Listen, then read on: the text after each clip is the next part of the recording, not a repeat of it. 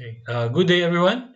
Now I'm going to discuss the introduction for our next experiment that involves MOSFET biasing and a common source amplifier. In this experiment, we will fulfill the following objectives: to design an amplifier with a given specification using enhancement mode and channel MOSFET, and to use a voltage divider configuration uh, in order to implement the proper biasing for the MOSFET and configure it as a common source amplifier. Also, we will study the effect of placing the source resistor RVS, which denotes the resistance from the voltage source. Then also we will examine what will be the effect of load resistor RL when we place this at the output of the amplifier and its effect on the gain, and the bypass capacitor CB, which bypasses the source resistance RS. We will also examine its effect on the gain if we're going to remove the bypass capacitor CB. Okay. Then we'll also identify the important DC bias characteristics such as the voltage from the gate to source, the voltage from the drain to source of the MOSFET, as well as the current passing to the drain of the MOSFET, along with the AC parameters, okay, which is mostly the examination of the gains and of the design amplifier. So we'll verify the gain through calculation, simulation, and implementation.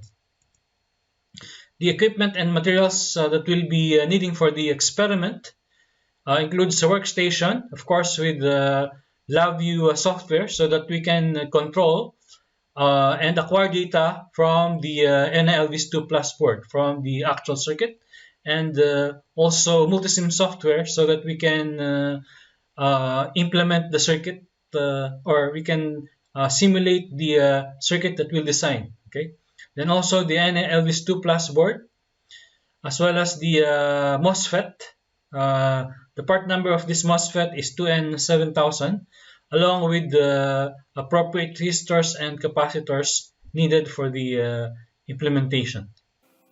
In order to design an amplifier, you need to make sure that the MOSFET is operating in the saturation region, which means that the drain to source voltage VDS should be greater than VGS minus VT.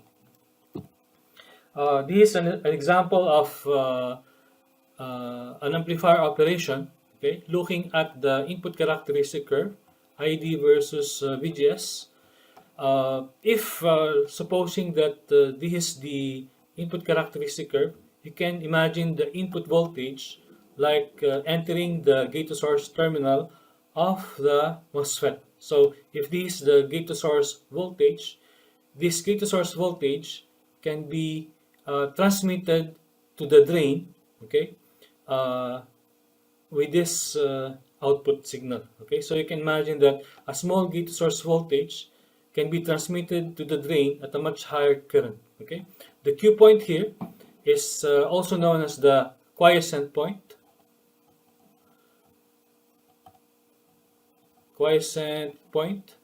And sometimes referred to as the operating point. Okay, so we call the parameter that will allow us to transmit the gate to source voltage to drain current as the transconductance parameter. Okay, so the transconductance parameter here, or GM, okay, is partial of ID with respect to VGS. Okay, so under this case, you can imagine that if the gate to source voltage, for example this one, is changing very small, the portion of the curve from this point to this point can be approximated as linear. Hence, we can say that the amplified the unamplified signal, okay, will be uh, very similar to the input signals. For example, in this scenario, I'm applying a triangular wave. My output will also become a triangular wave. Okay, so going back to the uh, conductance parameter, GM. So GM is characterized as partial of ID with respect to partial of VGS at a specific Q point. Of course, this will change depending on the Q point. So the Q point is identified at a specific operating point of the uh, drain current and at a specific operating point of the gate to source voltage. So if you do this, if you take the partial derivative of ID with respect to VGS, you'll be able to come up with this equation. Then you can also solve the same parameter using this equation or on this equation. So in the theory, this will be discussed further. Okay, but this will be important when we are designing an amplifier. So going back to Lab 6, we can use the circuit to characterize the MOSFET, okay, in the output characteristic curve. So you can see here that I apply VG equals 2.3 volts, and also at the same point that we can approximately say that VGG is also equal to VGS, since the current here, IG equals 0, okay? So therefore, there is no voltage drop across this resistor, and hence the voltage at this point and the voltage at this point is the same.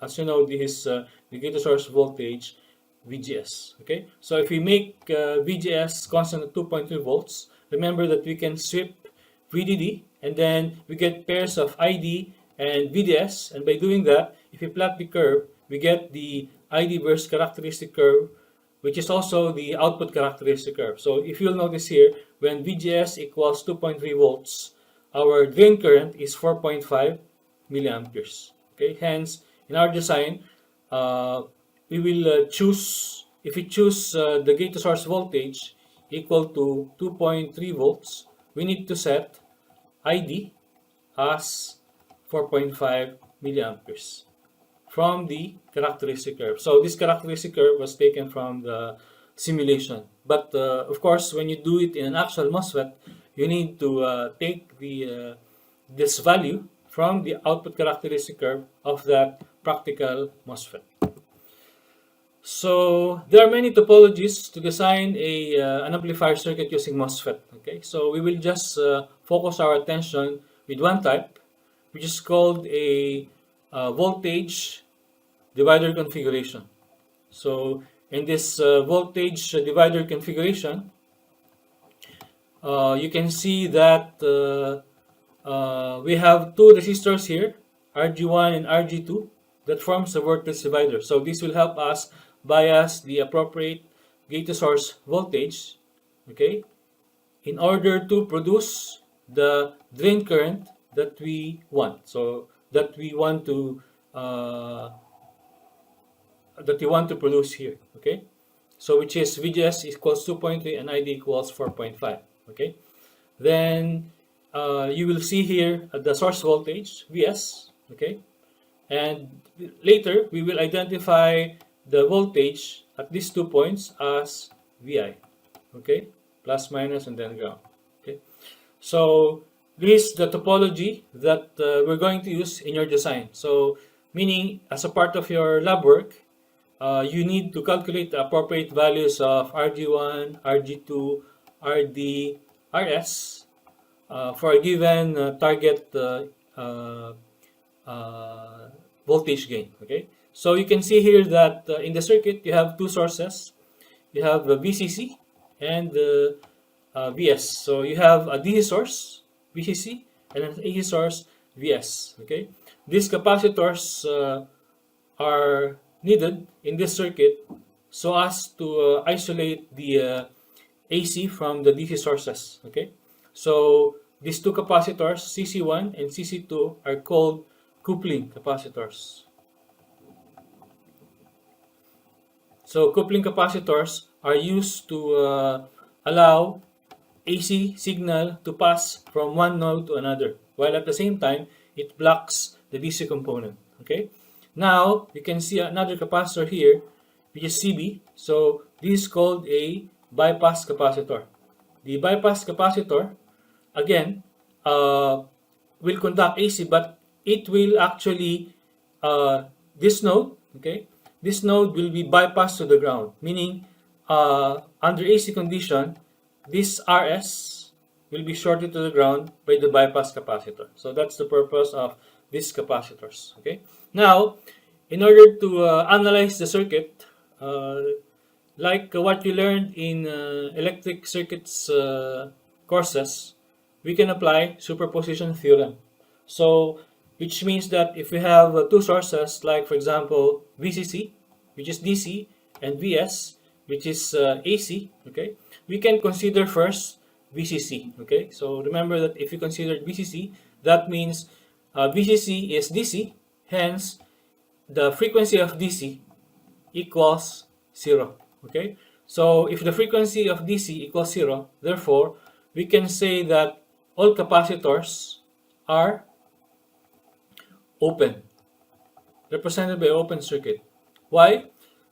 Take note that if you will consider the capacitive reactance X sub C, which is equal to 1 over 2 pi times F times C. So you'll notice here that if F is 0, X sub C is infinity. So which means that under DC condition, X sub C is infinity, hence this will be replaced, all capacitors will be replaced by an open circuit. And similarly, this AC voltage source will be shorted to the ground. But it doesn't matter whether it is shorted anyway, because this capacitor is open. So by doing that, we will be able to analyze the circuit considering the DC source only, or VCC. Okay, so by redrawing the circuit, we will be able to come up with its DC equivalent circuit. Okay, so as I said earlier, okay, all capacitors will be open, and all AC voltage sources will be replaced by a shorted circuit. So comparing for the linear circuit, meaning if you open all capacitors, CC1, CC2, CB, and also shortage to the ground, the equivalent circuit will be like this.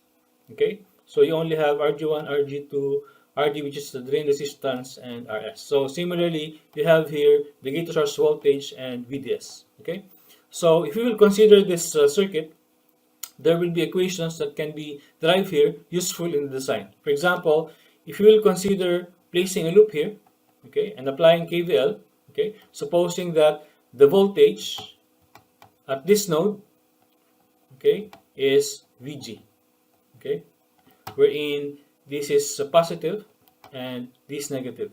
Okay, VG is also the same as voltage across RD2. So let's say this is, we call this node, this voltage VG.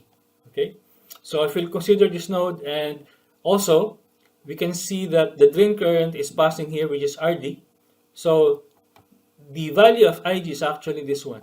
Okay, so take note that if IG is equal to 0, that means the drain current ID will be the same as the current here, which is IS. So under this scenario, since IG is equal to 0, we see that ID is also the same as IS. So hence, we can say that the current here is also equal to ID. Okay, so meaning, let's say we consider this one as the input loop. Let's say we specify that as an input loop. Okay, that means at the input loop, we can have minus VG, okay, plus VGS. Okay, so since the current here is ID as well, so it's equal to plus ID multiplied by RS equals 0. Okay, so from here, we can actually get the value of RS. Okay, so let's consider, which will be useful later when we design the MOSFET amplifier. Now, if you consider another loop, okay, let's say we label this as node 2, for example. Okay, and we consider that as the output loop. Okay, so at the output loop, take note that this VDD that can also be represented by this. Okay, so this also VDD. Okay, same as this. So if we now introduce a loop, okay, all the way going to the ground, okay, we can also, by using KVL, find the equation. Okay, so this which is equal to minus VDD, okay, plus ID multiplied by RD, okay, plus VDS plus ID multiplied by RS. Okay, this one, ID multiplied by RS equals 0. Okay, so these two equations will be used for later, and we're going to use it actually when we want to design the parameters, meaning that it's tantamount to solving RG1, RG2, RD, and also RS. Okay, now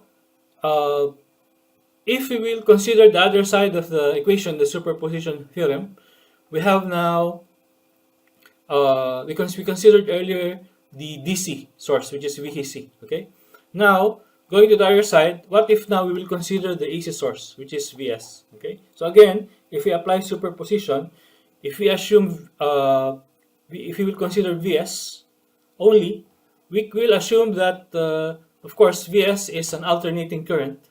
Okay, so which produce a certain frequency. So here we will assume that the frequency is significantly high, so that if you will calculate the reactance XC, meaning the reactance of capacitor CC1, CC2, and CV, okay, since XC is equal to 1 over 2 pi times F times C again, okay, so this time you're considering an AC signal, okay, so FAC is the frequency of this. So assuming that the frequency of Vs approaches infinity, that means X sub C will approach 0. So as a consequence, if you will consider the AC component, we will short all capacitors. Okay, so we will short all capacitors, and also remember that VC is a DC voltage source. Okay, so we need to set this to 0. Thus, we need to replace them by a short circuit. So if we're going to draw the equivalent circuit, therefore, all capacitors will be shorted, and this node will be shorted to the ground as well. So the equivalent circuit will be like this. Okay, whereas take note that the VS is right there, and this is RVS, which is this one. Okay, then also can you see that RG1, RG2 will now become parallel? So because one node of RG1 is connected to VC, hence we're going to connect this to the ground. Actually, this ground is known as the AC ground. Okay, so this ground will be connected to the DC ground, which is this one. Okay, so as a consequence, we make now RG1. Formerly, this is VCC, but now it will be grounded. So hence RG1 will be parallel to RG2. And we can also see that looking on this side, the RG1 parallel to RG2 is actually our input impedance, or the input impedance of the amplifier circuit, considering the VS. Okay, so under this condition, for this circuit, the signal that we intend to amplify is actually VS. Okay, so we expect that the voltage at this node will be the amplified version of VS. Okay, VCC is only introduced here in order to supply the amplifier circuit, so that the amplifier will be able to amplify VS, so in order to become VL, for example, in this case. Okay, so this is the signal that we intend to amplify. Okay, but of course, VCC and VS are like independent voltage sources. Okay, so once we replace all capacitors by a short circuit and all the independent DC voltage by a short circuit, we can form now what is known as an AC equivalent circuit. Okay, so from the AC equivalent circuit, you can now get the output voltage, which is the AC output.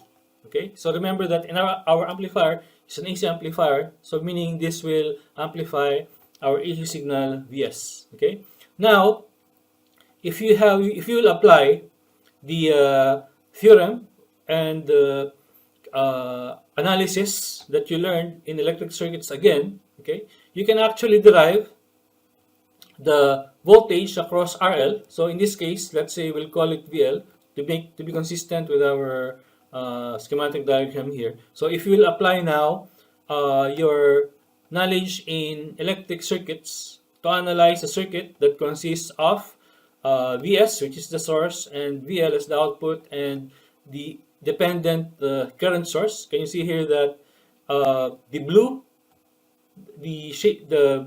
shaded part of the circuit here is actually the AC equivalent of a MOSFET. Okay, and you can see the parameter, the conductance parameter Gm on this case, such that on the output side, this is the input side of the MOSFET, which is from gate to source. The output side is drain to source. The gate to source voltage is transmitted to the output in terms of current, and it's transmitted by a parameter known as VGS. So VGS here will be reflected to the output of the MOSFET by GM VGS. Okay, so again, when you apply your knowledge in AC circuit, you can actually solve for the ratio of the VL over VS, and we're going to call this AVS. Okay, so VL over VS, meaning the output voltage with load, okay, divided by the source voltage Vs. So you can actually derive this formula. Okay. Also, if you'll notice here, the bypass capacitor will be shorted. Hence, you will not see RS here because this RS is grounded. Okay. So this is the equation that can be derived from this equivalent or AC equivalent circuit. Okay. Okay. So now, if we will analyze the circuit, but this time you can see from the complete circuit, we consider the RVS, or the source of VS, okay, and also VL, which is the source of, which is the load voltage. This is with load, okay. So this is what we call as the load, and this is the source, okay. So you can see that if we remove the source voltage resistance RVS and removing the load, the equivalent circuit will be like this. So this circuit is called a common source MOSFET amplifier without load and without RVS. Okay. So in the design, this is actually the circuit that we're going to use as reference. Okay. And then later we will characterize this when we insert the source resistance of the Vs, okay, and the load resistance through VL. Okay, now if we again replace this by an AC equivalent circuit, we're going to have this. Okay, so again, replacing all capacitors by a short circuit and shorting VDD or VCC to the ground, we'll end up with this AC equivalent circuit. So as a consequence, if we again apply circuit analysis, we can actually see the relationship existing between output voltage versus input voltage. So you will actually notice that from the previous, I use here parameter Vs and here parameter VL. Okay. Now, if you will remove RVS and also the load, you will notice that I replace this now by an input symbol Vi, meaning there is no source. Okay, meaning this is coming directly from Vi without source resistance, and the output voltage is taken without the load. So now we call the gain here as AV naught. Okay, where AV naught is equal to the output voltage without load, okay, RL is removed, divided by the input voltage Vi without RS. or RSV, which is the source of this. Okay. So again, this can be derived from this circuit, which is negative GMRD parallel to R naught. Then, if we'll place the load, okay, but without RS again, we'll come up with this circuit, okay. Then this circuit can be represented again by an AC equivalent circuit, which is equal to this, okay. So without RVS and but with load, okay. So we're going to call this as VL, okay, and this as VI as well, okay. So now we have again this equation can be derived.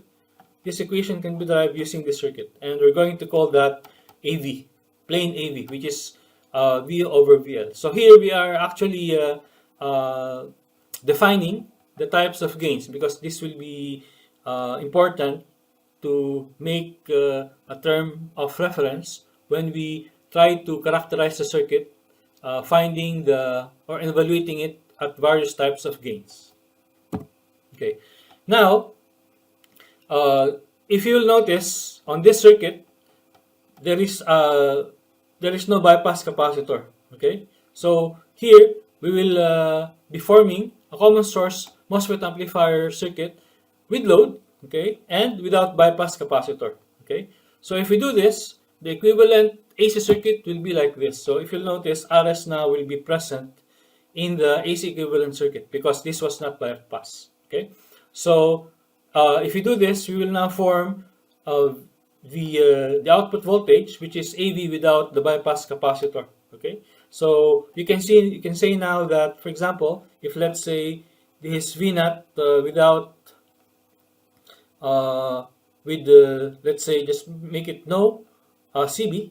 Okay, so we can see that this AV no CB means that's equal to VO without bypass capacitor. Let's say we call it no CB, then divided by VI. Okay, and again, if you apply AC analysis here, okay, you will see the relationship between VO, which is called VO no bypass capacitor by VI, to be equal to this equation. Okay, so can you see that RS is now present in the equation because it was not bypass. Okay, so let's discuss now design example. Okay, so which means that later, as your lab report, you will be making your own design. Okay, so with meaning we're going to give you a specification that you need to satisfy, and then you need to design it. After designing it, you need to simulate it, and then compare the simulated value with respect to your calculated value. So this is an example. In this design example, I will go through the calculations and the design, and I will also simulate it, and I will show you how you can characterize the MOSFET amplifier. Okay, so based on the parameters that we gathered the last lab 6, okay, if you remember, using the MOSFET in multisim, which is the 2N7000 MOSFET, we managed to get the transconductance parameter equal to 100 milliampere per volt squared and VTN equal to 2 volts. And since there is no channel length modulation parameter, we can safely assume that lambda is 0. Hence, it follows that R naught is infinity. Okay, so let's design a common source amplifier, and by setting the no load voltage is going to be 18, and take note that we are going to use VGSQ equal to 2.3 volts. Hence, we need to use the drain current equal to 4.5 milliampere to make it consistent to the 2N7000 MOSFET characteristics. Then we set VDD equal to 15 volts, and also we set VDS equal to 5 volts. So it's guaranteed that at VDS equals 5 volts, the MOSFET will operate in the saturation region. Okay, because if we will have, for example, VDS, we need to satisfy VDS should be greater than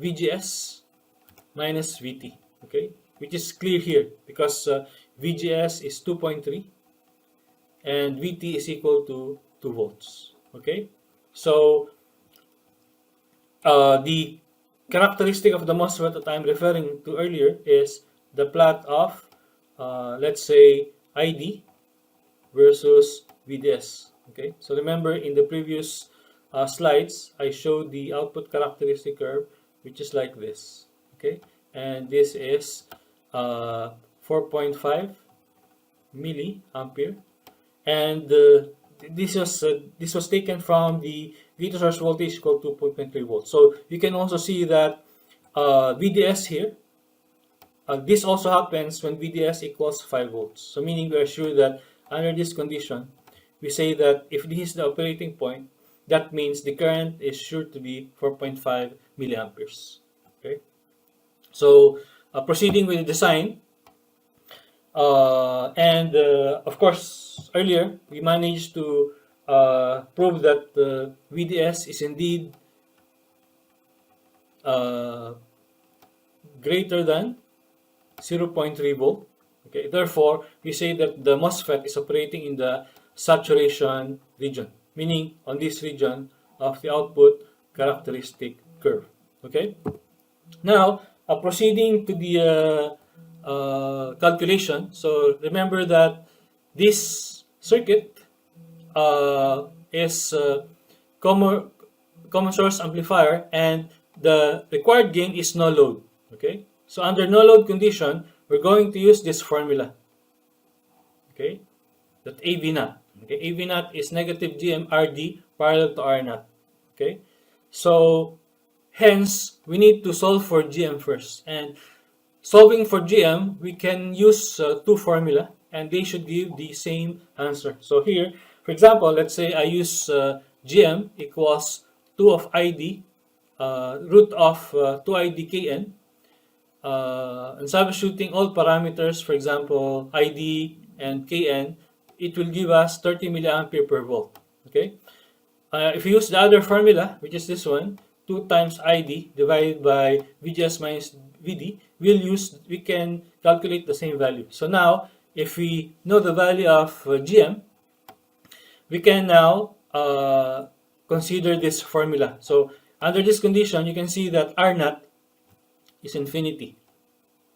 Okay, so if R naught is infinity, you can remove this from the equation. Okay, so meaning RD parallel to R naught, if R naught is infinity, that means RD parallel to infinity is only RD. Okay, so leaving us with only one variable, which is RD, because we now have the value of GM, and AV naught is negative 18, which is our target no load voltage gain. So by substituting the values of AV naught and GM, we can solve for RD, which is 600 ohms. So remember that we generated this equation earlier from the output loop of the amplifier and bias under DC conditions. So we can use that equation now because we now have RD, okay, and we know the value of VDS, which is given here, equal to 5 volts, and VD is also 5 volts. So we can solve for RS practically. So just arranging the equation, we have now RS equals VDD minus VDS divided by ID minus RD. Okay, so then substituting the values, sorry, this should be 600 ohms.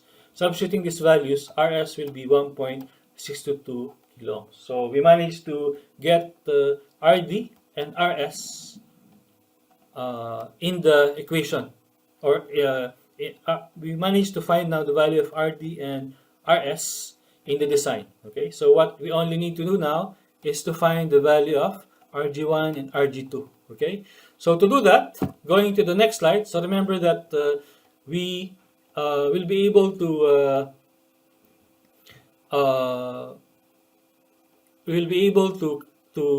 derive the value of VGS using this equation from the previous example as well. Okay, so here we can say that VGS is equal to VGS plus VS. Okay, so how is that? This is possible because remember we have VGS, okay, equals VG minus Vs. Okay, so if you want to solve for Vg, okay, we simply say that, if you want to solve for Vg, we only need to say that Vg is equal to VGS plus Vs, and that's it. That's how we get this. So we say that Vg is equal to VGS plus ID Rs, because the value of Vs here will be ID multiplied by Rs. So remember that this is ID, and the current through ID is also the same as Is, or Is is the same as ID because Ig equals 0. Okay? So as a consequence, we can solve for Vg, which is the voltage at this node. Okay? From here, from this point to this point. That is Vg. Okay? So Vg is also the same as the voltage across R2, right? So the voltage across R2, which is also Vg, can be calculated here, which is VGS. Okay, remember VGS is 2.3 on the specification. Okay, then also ID is equal to 4.5 milliampere, and we recently calculated the value of Rs to 1.622K. So substituting all of those values, we can solve now for Vg. That will give us 9.6 volts. Now, we say that Vg should be equal to 9.6 volts in order to set a current here equal to 4.5 milliamperes, and so that VDS should be equal to 5 volts. Okay, so that means we can now solve for Vg, okay, which is 9.6. Okay. Also, if we'll consider the input loop, for example this one, since MOSFET exhibits a very high input impedance, that means Ig is equal to 0. Also, we can say that it appears that this part of the circuit is detached from the circuit. So meaning the voltage across Rg2 is can be resolved by voltage division, wherein Vg, or the voltage across Rg2, is equal to, by voltage divider method, Rg2 over the sum, which is Rg2 plus Rg1. So we can also say that Vg is equal to VDD, which is this one, or I think we use, okay, so we use VDD, or in our schematic, I think we use VC, but it's fine. So we have VDD, okay, remember that this is 15 volts, okay, multiplied by Rg2 over Rg1 plus Rg2. So this is using voltage divider method. Okay, so using voltage divider, we can also solve for Vg. So if you now substitute the value of Vg, which is what we solved earlier, okay, sorry, this should be 9.6. Okay, so we can see that we will get this ratio, okay, 0.66 Rg1 over Rg1 plus Rg2. So this will allow us to have equation 1. Okay, so to form equation 2, remember that in the requirement, we need to set Rin equals 1 mega ohm. Okay, so, and the input impedance can be calculated by Rg1 parallel to Rg2. Okay, so if we set this now to 1 mega ohm, okay, and Rg1 parallel to Rg2 will be represented by this equation. So that means we have now the second equation. So if we now solve these two equations simultaneously, we'll be able to get the value of Rg1, which this is 1, and also Rg2. Okay, so that will complete our design. So if we will now reconstruct the circuit in the design, setting Rg1 to 1.57 mega ohm and setting Rg2 to 2.8 mega ohm, here you have 600 ohms for Rd, and Rs equals 1.62, and placing coupling capacitors, CC1, CC2, and then bypass capacitor 100 microfarad. Okay, we will manage to form the circuit. Okay, then in order to verify the voltage gain, okay, and the input and output waveforms, we'll now use the Bode plotter. So the the way or method of using bode plotter to find the voltage gain will be discussed on a separate video. So just check it out. So for the bode plotter, if you notice here, I set the initial frequency I to 1 Hertz and the final frequency to 200 kilohertz. So normally we do this range because in an actual experiment, we can actually use the bode plotter in NIL's board, and these actually the range of frequencies that the NIL's board can generate. Hence, we just want it to be consistent. Okay. So also, if you notice here, I make the horizontal scale logarithmic. Okay, meaning the scale is logarithmic, while the vertical scale, which represents the gain, to be linear, and the display is from 0 to 30. Okay, so if you'll notice here, this is the bode plot. This is the gain of this amplifier at different frequencies. So we want to set the cursor so that we want to make sure that take note that we're this axis frequency. You want to measure the gain at 10 kilohertz because so that at 10 kilohertz we are sure that all capacitors are shorted. Okay, take note here that if the frequency is low, is small, okay, the capacitors are not yet shorted. Therefore, our assumptions will not hold. Okay, so our assumptions will only hold when you derive the output or the voltage gain when all capacitors are shorted. So all capacitors will become shorted only at a relatively high frequency. So in this case, it will be 10 kilohertz. So meaning at 10 kilohertz, all capacitors are represented by a short circuit. Okay, so at 10 kilohertz, you can see that the measured gain is 18. Okay, which is our target gain. This one. So the bode plotter will only show you the magnitude but not the sign. But it will show you the gain on various frequency from the initial frequency of 1 Hertz here up to the final frequency f equal to 200 kilohertz. Now, if you want to see the waveforms, input and output waveforms, so if you'll notice here, I apply a 0.01 volt RMS voltage, a sinusoid. Then this will introduce to the oscilloscope, okay, input, and the blue is actually the output. So this is actually the representation of the signal. So you can see here that channel A is connected to the input, but the voltage for division is very low, 10 millivolts per division. But the output is actually the blue waveform here in channel connected in channel B of the oscilloscope, and you will see that the voltage per division is 100 millivolts per division, which is 10 times of this. So yet still, you can see that the blue waveform is much higher than the red waveform, which is the input. So it shows that the output is really amplified. Also, you can see the voltage gain here by, for example, you can see that this is cursor 2, and at cursor 2, that means T2, then the input is negative 258.264 volts, then the output is this is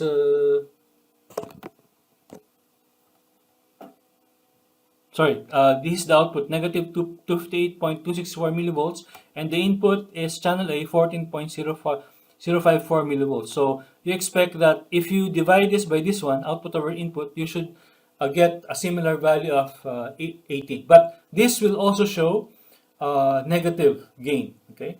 Because if you'll notice, the output is phase shifted by 180 degrees, meaning if my input is negative, my output is positive. Okay. Also, if my input is positive, my output is negative. Okay. It will have the same shape, but the output is inverted or phase shifted by 180 degrees with respect to the input. Okay. So this will show these two instruments we're going to use in order to characterize and verify the gains. Okay. Again, these are bode plotters. Bode plotter will allow you to, or will show you the gain of the amplifier at various frequency. Okay, but it will not show you the whether the output is clipped or not, or if there is saturation. This is the drawback of a bode plotter. But it will show you uh, the gains on many frequencies. Okay. On the other hand, on the oscilloscope, you can see the actual waveform, whether the output is the really amplified version of the input. You can check whether there's clipping or not. Okay, but the drawback of the oscilloscope is you will only see the gain at one frequency. Okay, so normally when we check the baud plotter, okay, we used or when you want to characterize the amplifier, we need both instruments so that we can see the baud plot, meaning the response of amplifier at many frequencies, and also the output and input waveform at one specific frequency. Also, you will see here that there's a phase.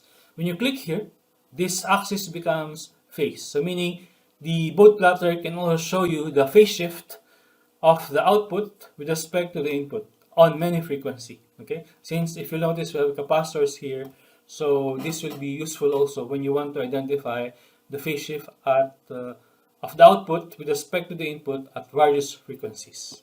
Okay, so on this case, I'll show you how you should connect the circuit uh, at different gains. So this is the how you should connect the baud plotter and the circuit connection again at AV naught or the voltage gain without load.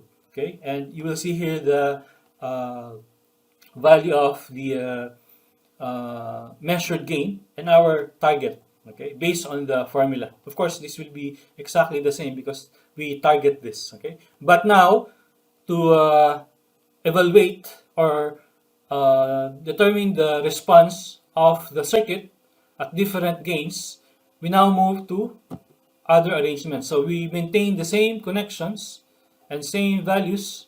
Okay, so this time, for example, we place load. Okay, so when you place a load, okay, what happens is the equation will now become this. So RL is now present. So as a consequence, again, R naught is still infinity, and if we calculate for AV will be equal to negative GM RD parallel to RL. So if we do that, the new gain, this is the voltage gain with load. So remember that earlier, there is no load here. There is no load, okay? So this is the equation or the output voltage without load. But now, when you place load, the equation will now be like this, okay? And then if you substitute the value, the new gain will be negative 11.25, okay? If you use the baud plotter again, same connection, okay? We can see that the measured gain again at 10 kilohertz is equal to 11.29, which is close to the expected gain, okay, on the same circuit. Now, again, we need to characterize this on another amplifier because we want to know the properties of the amplifier at various gains. So here, before, you will notice that there is a bypass capacitor. Okay. Now, on the next slide, we're going to remove it. Okay. So the bypass capacitor is now gone. Okay. And let us see what's the effect of removing the bypass capacitor. So theoretically, when you remove the bypass capacitor, this will be the resulting equation, which I presented earlier. Then, by substituting the values again of Rs, so if you notice Rs will now be present in the equation, you'll come up with this expected value of the voltage gain with no bypass capacitor, but with load. Okay, so when we measure it, this is 225.7036 milli. Okay, so this is roughly 0.225. Okay, which is very close to this. Of course, the baud plotter will only give you the magnitude, not the sign. Okay, so we expect that if we remove the bypass capacitor,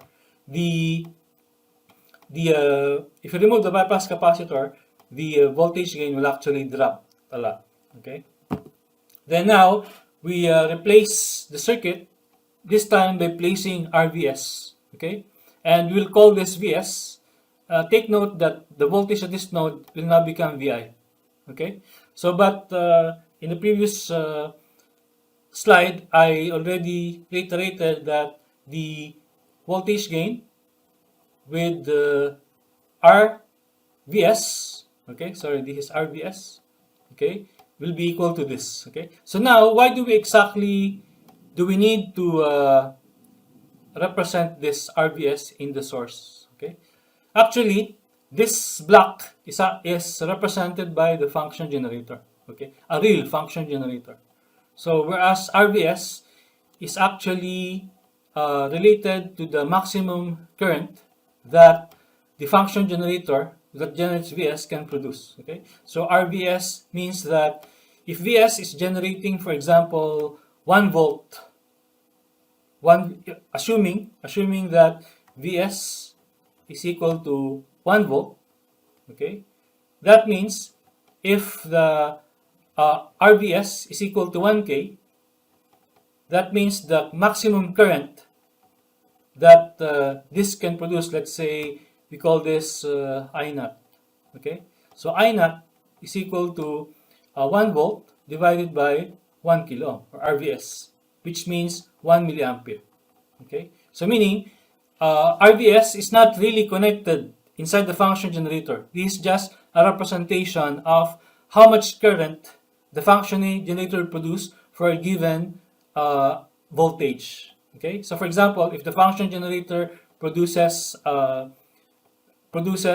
volt, therefore the current that it will produce is the maximum current that it will produce is 1 milliampere. Therefore, if for this case, if the function generator is producing is producing, for example, 2 volts, therefore the current that it will produce will change. Okay, so this is actually taken into account into this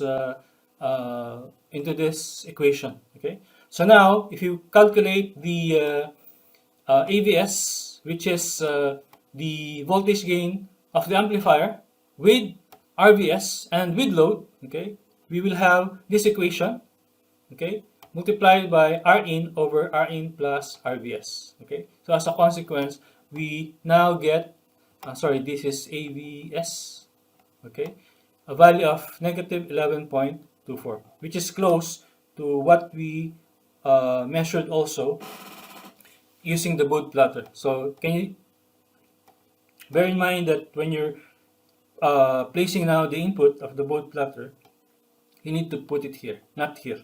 Okay, it should be here. And also for the oscilloscope, because we now introduce a source voltage RVS. Okay, so this just to show you an example of a Bode plot that we can visualize if we connect the real circuit on the NLS board and use the lab view to find the Bode plot of the MOSFET amplifier that we designed. Okay, so again, this MOSFET amplifier, for example, this circuit can also be connected practically on an NLS board, and we can perform the same analysis that we have done here. Okay, and this is a sample output plot. Okay, so if you notice here, we have start frequency and also stop frequency. Okay, consistent with what we did in multisim. Okay, so this will be the Bode plot, which is gain versus frequency, and this will give you the gain or the phase shift versus frequency. Thank you.